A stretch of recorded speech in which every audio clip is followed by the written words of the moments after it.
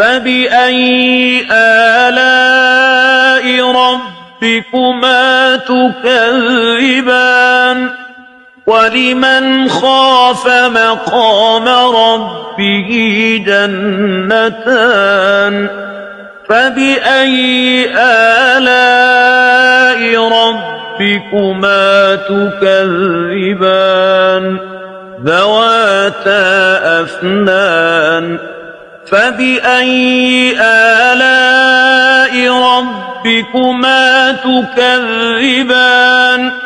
فيهما عينان تجريان فبأي آلاء ربكما تكذبان فيهما من كل فاكهة زوجان فبأي آلاء ربكما تكذبان